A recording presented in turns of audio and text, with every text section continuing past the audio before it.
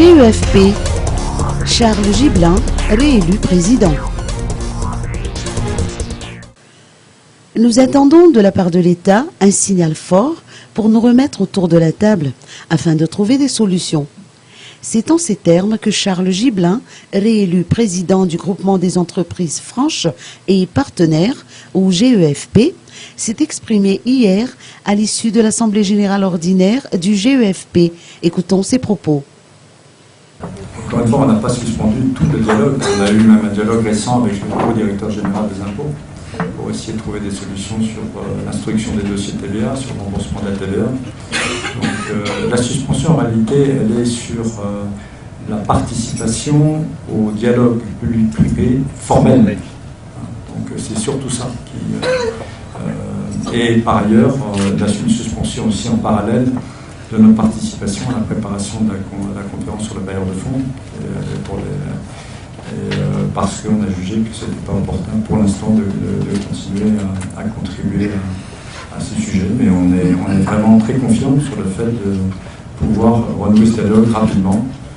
Et les premières indications semblent positives, donc espérons. On ne peut pas du jour au lendemain trouver des solutions. Donc notre ministère du tutelle, qui est le président du comité de pilotage du dialogue public-privé, nous écoute et on a confiance sur la résolution de cet arrêt du dialogue. Le retard dans le remboursement des TVA, qui s'élève à 27 milliards d'ariari, rien que pour les entreprises franches membres du GEFP, a également été évoqué. C'est à peu près 27 milliards d'ariari.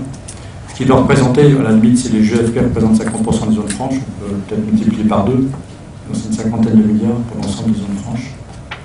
Et voilà, qui est un chiffre qui est important pour des petites entreprises. Si on compare aux chiffres en bateau-vie, on parle de 150, 170 millions de dollars de retard de paiement de TVA. Évidemment, notre chiffre est beaucoup plus petit que ça, mais il a beaucoup plus d'impact sur nos petites entreprises et qui représentent finalement beaucoup plus d'emplois. Mais on n'est pas là pour comparer notre sort à celui d'un bateau-vie. On fait juste remarquer que ces retards de paiement de TVA, c'est très mauvais pour nos entreprises, mais c'est également mauvais pour l'image du pays. Quelque part, il faut que les entreprises de Madagascar servent d'exemple et soient moteurs pour pouvoir faire la promotion du pays, qui sont motivés pour qu'il y ait d'autres investisseurs.